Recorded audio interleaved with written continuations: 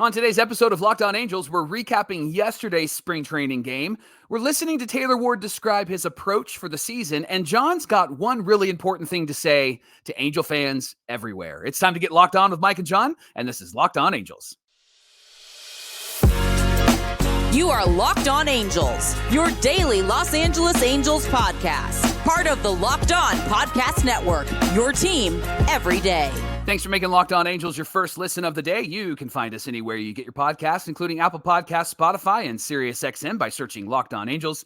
And if you want to give back to the Super Halo Bros for all the Super Halo content, here's some things that you can do. Leave us a rate and a review on Apple Podcasts. If you're watching on YouTube, hit that thumbs up button. And if you're not subscribed already, please subscribe and become a Locked On Everydayer. And whether you're watching or listening, come over to YouTube, leave a comment. It's one of the best ways to get in touch with us and be a part of the conversation. Thank you for being here for this episode of Locked On Angels, where it's your team every day. You've got the Frisch brothers here with you, a.k.a. the Super Halo Bros. My name is John, and that's my brother Mike. And my name is Mike, and that's my brother John. Mike, it's our third season here at Locked On Angels, and we're heading into the 2024 season in just a week now. So we got a week until game day, baby. And We're talking Angels baseball Monday through Friday, every single weekday, and we appreciate you being here with us. Mike, maybe we should address the elephant in the room. Thanks for that. You're welcome. I cannot believe that Artie Moreno made Shohei Ohtani and Ippei Mizuhara gamble on baseball. I really think MLB needs to remove Artie Moreno as the owner of the Angels, because that's blasphemous. That's Investigate that, right? Investigate that MLB. It's all on Artie. So I think he should be removed as the owner. No, listen, I understand. Look, the elephant in the room, obviously, is that whole situation. So we're gonna let the dust settle a little bit on that. And I'm sure you guys have questions. So maybe get those in for Fan Mail Friday. We can talk about that stuff tomorrow, because we got a lot to cover on today's show. So let's get into that, Mike. Taylor Ward shared his approach for the upcoming season, what he did over the offseason to get ready. And I've got something I need to speak from the heart about for our Locked On Everydayers. But Mike, let's talk about both games yesterday. We'll touch on the second one briefly, but we'll talk about the Angels versus Giants game, Mike. In this one, Anthony Rendon led off. Yeah, how about that? So Jeff Fletcher of the OC Register reported that Ron Washington isn't sure what he wants to do about the leadoff spot. There's some uncertainty around that, and it's pushed him to do some investigation, to be curious about what he can do with that top of the order spot. Wash said, just trying to find some things with the lineup.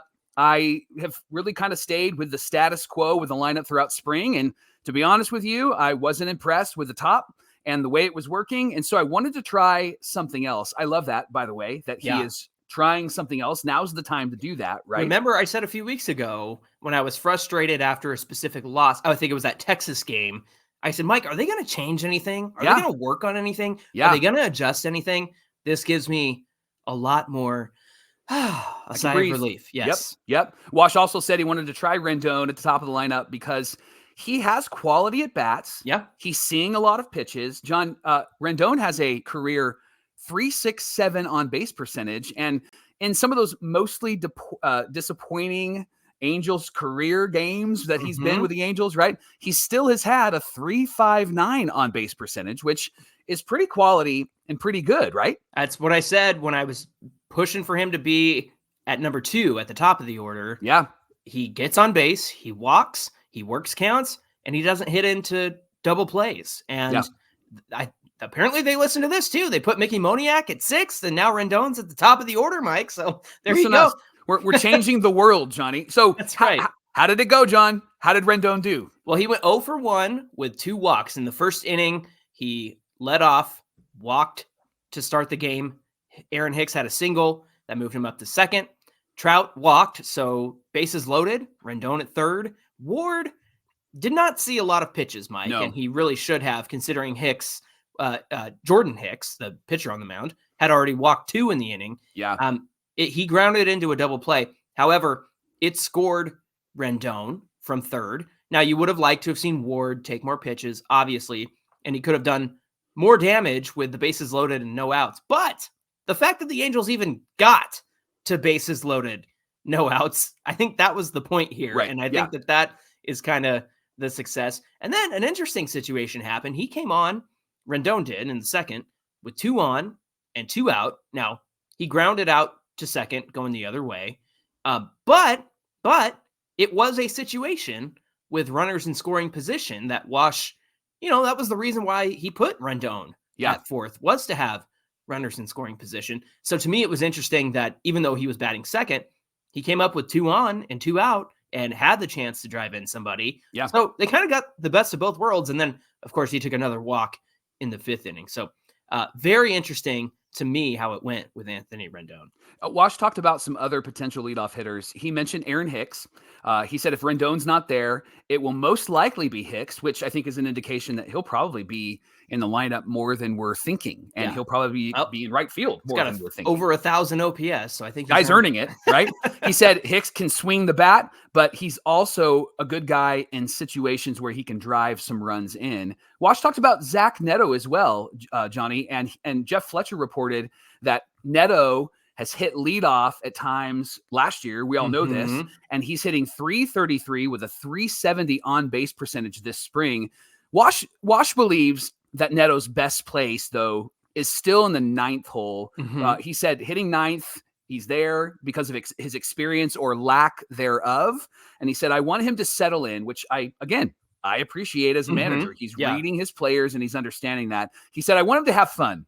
And Zach Neto having fun and enjoying himself is probably the best version of Zach Neto. Maggie Neto probably agrees to that, right? And so Wash also said that I want him to have fun. I want him to believe in what he's doing.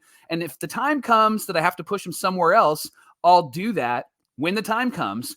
But when that time comes, he's going to have to show me that he's ready for that time, which, again, Wash is understanding his players and understanding their needs and understanding their gifting, and he's adjusting to that and not forcing them into situations and pushing them into situations that they're just not ready for. Right, John? Yeah, exactly. He continued. He said, right now is his time in the 9 spot. I want him to be successful. Not that he can't handle the pressure of doing something else, but being in his first full year, I want him to relax and be successful. And I think he can down there because that's what he wants to do. You never know. He might come to me one day and tell me, hey, I can lead off. And because he told me that, I might do it. But right now, he's right where he wants to be, and he's right where he needs to be. Mike, I've been pushing for Nolan Shawnuel to be the leadoff guy. Yeah. And Fletcher reported first baseman Nolan Shawnuel also hit leadoff last season, posting a .402 on base percentage. Washington said he prefers Shawnuel to hit second because of his bat-to-ball skills that make him a good candidate for situational hitting. I get that. I get that. Yeah. I'd still like to see him at number 1. Yep. But I understand the need for, in a situation where you need to move a runner over who's on base because they let off and Shawnuel needs to do something there. I get that. But the question, Mike, is Rendon the right guy to lead off? What do you think? I love the idea. I'm not fully sold on it just simply because it's weird. That's really honestly what it boils down to for me. It does feel weird. Yeah. It feels weird. And if you're going to look for your prototypical leadoff guy, it's not Rendon, right? It's going to be like maybe a Zach Neto or even a Shawnuel. You want a high on base. I actually really prefer Shawnuel at number 2 because he's going to get on base. He's going to move runners over. And then it gives Mike Trout an opportunity to knock him in. And I want RBI opportunities from Mike Trout like he had in yesterday's game. I know he walked, but I want that from Mike Trout.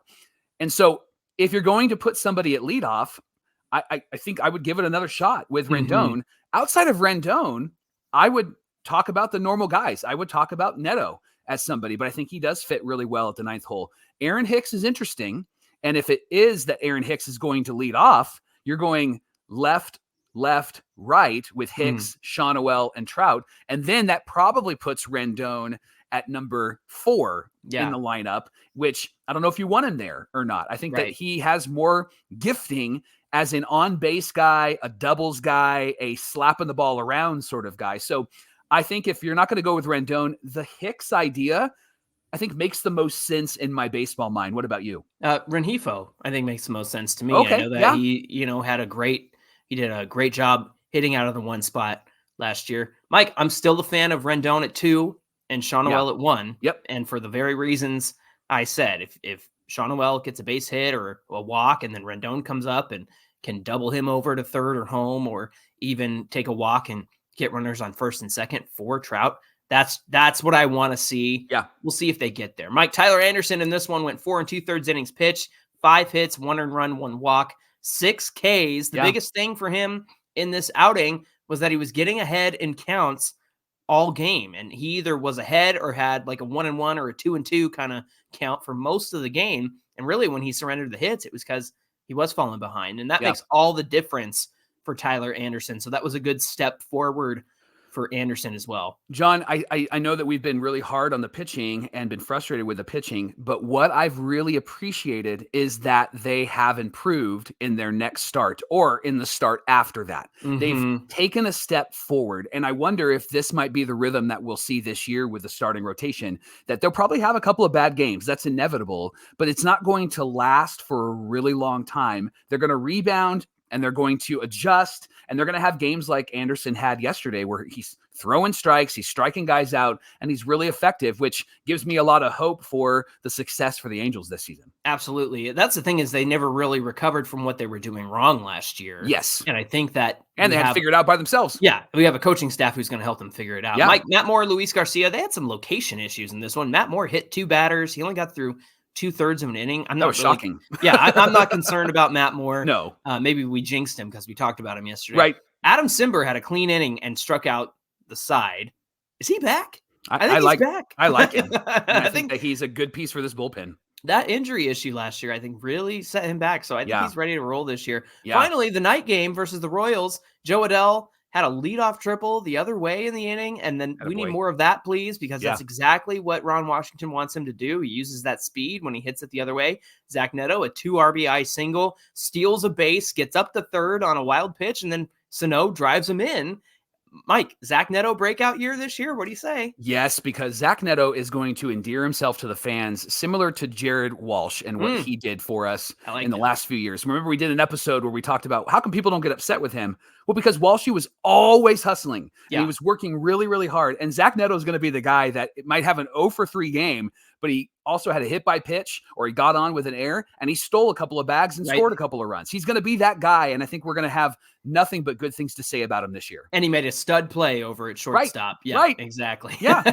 Thanks for making Locked On Angels your first listen every single day. Coming up on Locked On Angels, don't hesitate to wait around till the last segment, because I've got a very important thing to share with you that's been on my heart. It's on Mike's heart, and we're going to talk about that in just a minute.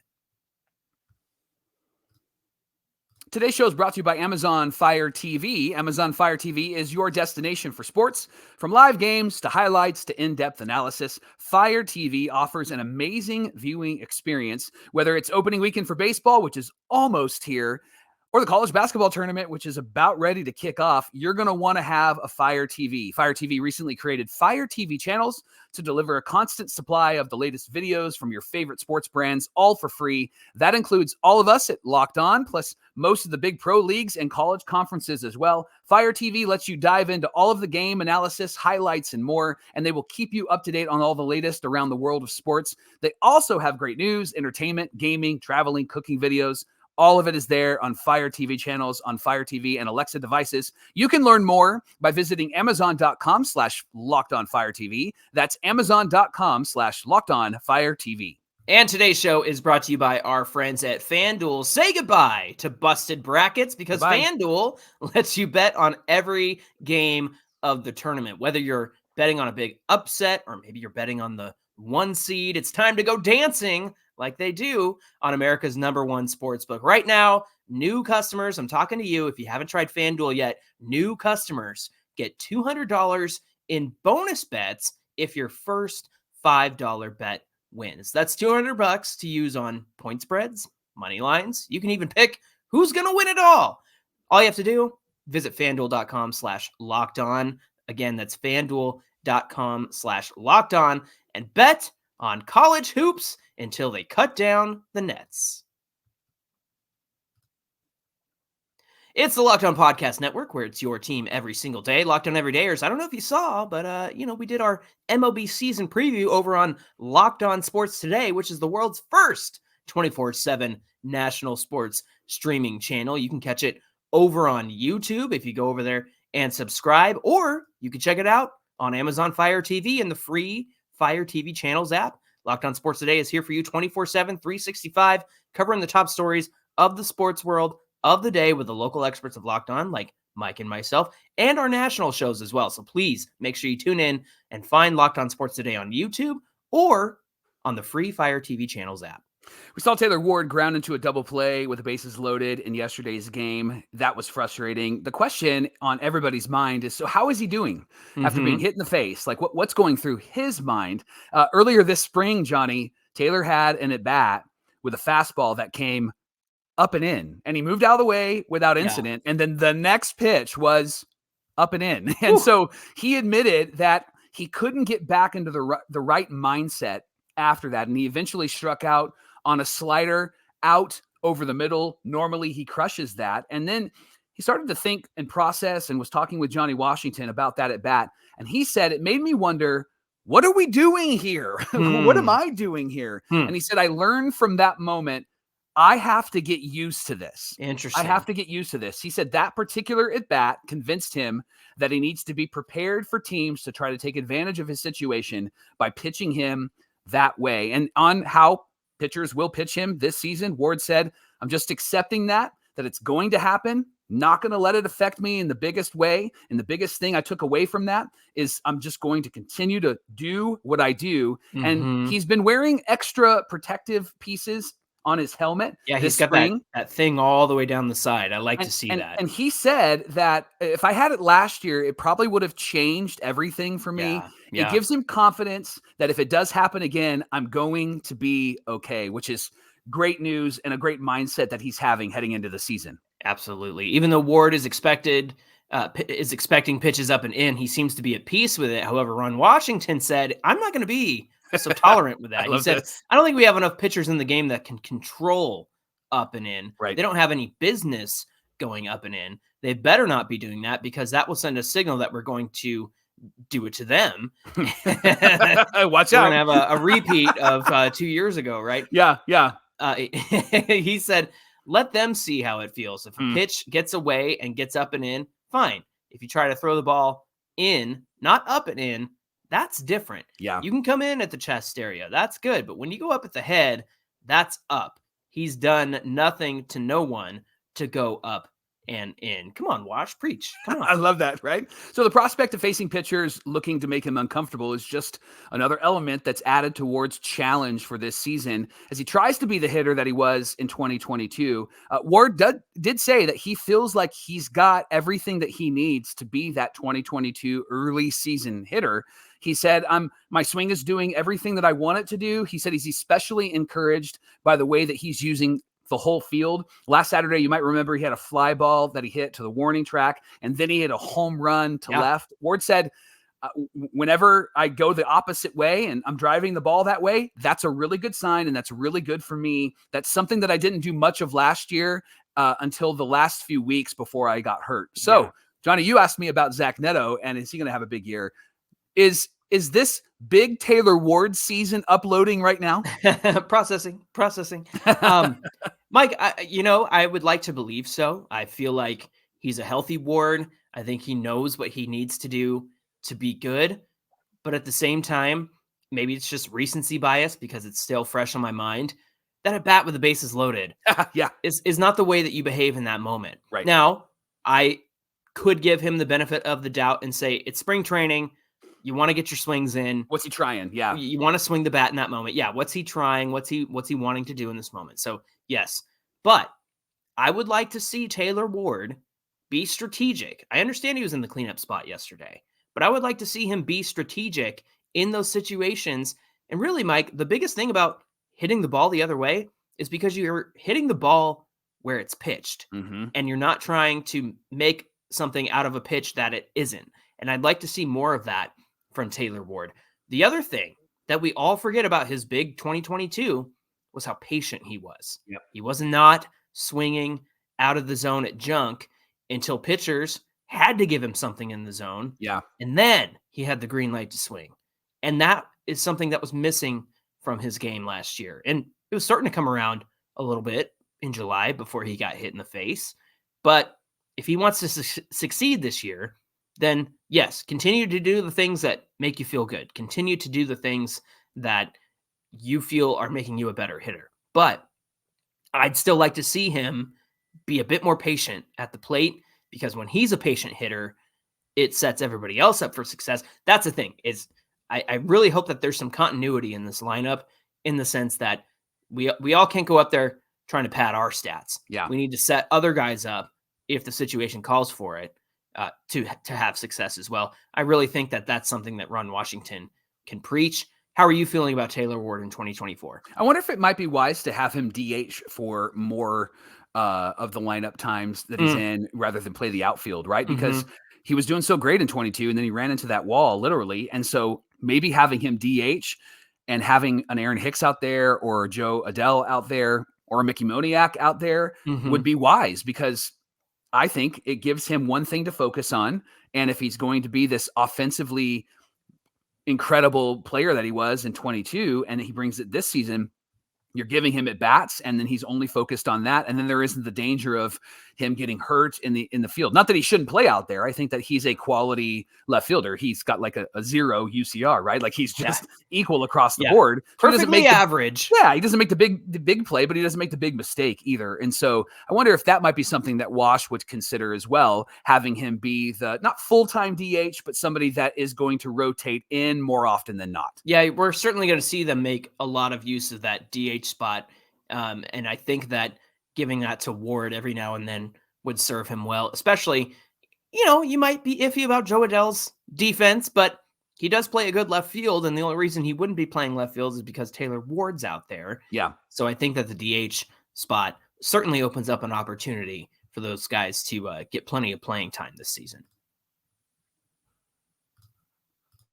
Today's show is brought to you by Prize Picks. Prize Picks is the largest daily fantasy sports platform in North America, and they are the easiest and most exciting way to play daily fantasy sports. It's just you against the numbers. Instead of battling thousands of other players like pros and sharks, you can pick more than or less than on 2 to 6 player stat projections, and you can watch the winnings roll in. And it's every basketball fan's favorite month with the tournament happening. Their conference tournaments are over. Now we're getting ready for the big tournament, and you can turn your hoops knowledge into big, serious cash. There's a fun new feature on the Prize Picks app. It's called Demons and Goblins. Demon picks are marked in red. They're scary picks that make your heart beat a little bit faster, because you have a chance to win really big money. In fact, you can win 100 times your money. You bet 10, you can win 1,000. But if you're a bit more cautious, you can use a Goblin pick, which is marked in green because it's designed to keep you in the green and allow you to land consistent victories. Payouts are less than Demon picks, just so you know, but your chances of keeping your winning streak going are a lot higher with those Goblin picks. So download the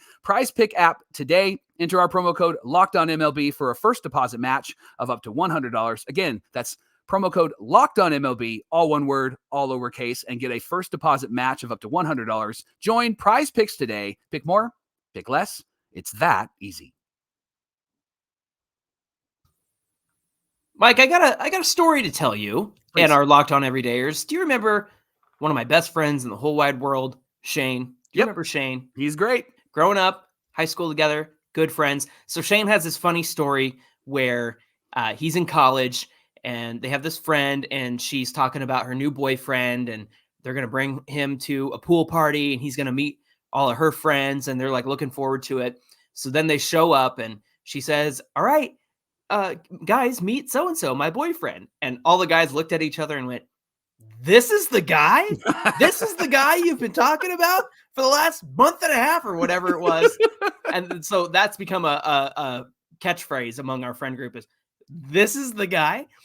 And I tell that story because you and I have been talked about it off the show, but I want to talk about it on the pod. We need to understand that this is the team. Yeah. This is the team. Yeah. This is the team, Mike. Yeah. They are who they are. Yep. And I think it's important to have this conversation because we are so near to opening day, 1 week away. And after everything that's gone on this offseason with losing Ohtani and not being willing to match or even give him an offer of what he got, and missing out on the tier C and B and tier A free agent pitching, right? And only improving the bullpen, I think it's important that, yes, we can be frustrated with the fact that they didn't sign any big name free agents. But the truth is they didn't. And this is the team. This is the team. Is that, I mean, do we just roll with this? I mean, that's what I'm trying to get at here is, look, you can be an Angel fan. You can choose to not go to the games. You can choose not to watch, or you can watch. You can tune in to Locked On Angels because you like Mike and I, and we like having you here. Right. But at this point, this is the team that they're going with. They filled bullpen roles and with potential arms, and that's going to cause us to kind of wait and see, right? I think they did a great job at filling the bullpen and getting guys and supplementing that, because obviously they ran out of arms last year. They desperately needed. Right. But this year, I think this team, they are who they are. They are trusting the young guys to come through and perform, whether that's a guy like Detmers or Sandoval or Moniak or O'Hoppe or Shawnuel. Mm-hmm. They're putting all their chips in on those guys. And this is the team. Mm-hmm. That's the team that they're betting on.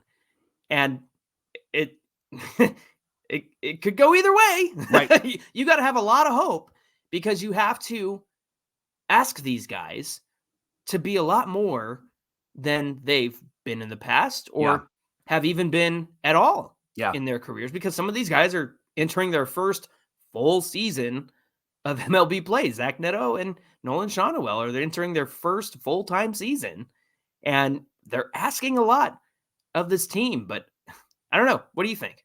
I think it depends on how you say it. And I think this year I'm choosing to say, this is the team, instead of this is the team, right? It's not, this is the guy. It's right. No, this is the guy. This is the team. And the reason why I'm going in that direction is not because I'm just filled with hopium. I realize that the things that I wish happened this offseason didn't happen. And so I'm just not going to continue to live in the past. I also know that if I remain frustrated and I remain angry, it's going to be another miserable year. And so I'm excited to watch these young guys perform. I'm excited to watch them do what they can do. Zach Neto, Logan O'Hoppe. I'm excited to see what this pitching staff can do, especially Chase Silseth and Griffin Canning. This is the team. And so we can throw fits about how they didn't get JD Martinez, or they didn't get Blake Snell, or they didn't get whoever, guys that we weren't really excited about in the first place. Or we can go, this is the team. This is who we're going to root for, and we're going to look for whatever we need to look for. John, when we talk about this season, we've said this pretty often, and you've been the champion of it. No expectations. So remind our Locked On Everydayers just what exactly that means. I think no expectations is the very first 100-loss season for the Angels, all the way to, holy heck, they got 90 wins and they're in the wild card. You know what I'm saying? I think that is what we're coming in here with, because, Mike, they have long needed a season like this. How long have we been frustrated that the narrative every year is we got to get Trout to the playoffs? And then it was, we got to get Trout and Ohtani to the playoffs. And now we're back to, we got to get Trout to the playoffs again. Look, I know that this team comes at the expense of possibly another year of Mike Trout, who's not getting any younger and is slowly getting out of his prime years, right? At the same time, I think that without all the expectations that this Angel team has not lived up to in terms of getting Trout and Ohtani to the playoffs in the past, this is the chance that they've been wanting with a young team. And if you've wanted them to, be sellers at the deadline or tank or, rebuild, that's what this is. And the problem is we'll never get a full rebuild, because Artie Moreno needs his stars. He needs his Trouts to bring people to the stadium. But at the same time, I think Perry Minasian has done a pretty good job of finding capable young talent in guys like Zach Neto and Logan O'Hoppe, right? But this is the rebuild, and this is the team. And so I think at this point, if they lose 100 games, all right, they found out what they had. If they accidentally fall butt backwards into a wild card spot, fantastic. But I think that's why we are saying no expectations, because this is something we've wanted for a long time. We want young, controllable talent. We want young, controllable starters. It drives me nuts when people say, well, we need to cut Sandoval, we need to cut Rendon, and replace him with who? Because with Cole Fontenelle? Right. Is that who you're going to replace Rendon? Right. Because at this point, there's nobody kicking down the door, Mike, from the minor leagues to come on up here. Yeah. Would I like to see Caden Dana in the majors? Of course. But when he's ready. When he's ready, let him develop for a few years. I think that we have to come to the conclusion here that the Angels are in a position where, they probably won't be that great. But they are also in a position of, hey, they have an opportunity to let guys like Caden Dana be in the minors and get good. They have an opportunity to find out if Joe Adell is a bust or not. Because at this point, everyone calling him a bust, he's barely played over a season's worth of games in his 4-year career. Right. This is the year to find out. And I'll be perfectly willing at the end of the season to be like, yeah, Joe Adell was a bust, but at least we gave him a full year to figure it out. Yeah. And the same goes for the rest of these young guys. I'm looking forward to just what we can get out of these young dudes and seeing what they're capable of. And if they aren't capable of very much, then at least we have our answer. And at least that provides some sort of direction for the future. And it helps the Angels address what their needs are. I guess I'm just done having the conversations of what if or why didn't or stupid Artie. Because at this point, we're a week away. Let's find out what this team is. This is the team. Let's find out who they are. Thanks for making Locked On Angels your first listen of the day. And after you watch our show, check out the Locked On Sports Today 24/7 streaming channel. They are there for you, covering the top sports stories of the day with local experts of Locked On, plus our national shows covering every league. You can find Locked On Sports Today, now available on the free Fire TV channels app. Hey, give us a follow at Locked On Angels on Twitter and at Super Halo Bros on Twitter and Instagram. Whether you're watching or listening, come on over to today's show. Get in the comment section on YouTube. It's the best way to be part of the conversation. Mike, what do we have on deck for Friday's show? It's Fan Mail Friday, and we have a prompt for you. You ready for this? We would love to hear what you're going to be watching. Not in the I can't believe perspective. This is the team, right? So what are you going to be watching? Who would you like to see develop? What are you hopeful for when it comes to Joe Adell and some of the young guys, some of the young pitching staff? What would you like to see if you're looking at this season from no expectations? What are your hopes? What are your dreams? Let's talk about it. You can comment below on YouTube. You can send us a direct message on social media. You can even leave us a voicemail, 30 seconds or less, and all of those details are in the episode description. Fan Mail Friday is tomorrow on Locked On Angels. We're really looking forward to hearing from you. Until then, my name is John, and that's my brother Mike. And my name is Mike, and that's my brother John. Thanks for being here with us, and we'll see you back here on Friday. I can see all you guys. This is the guy? This is the guy? This is the guy? This guy? That guy? You've heard about him for months? It's this guy? It's like 4 foot nothing.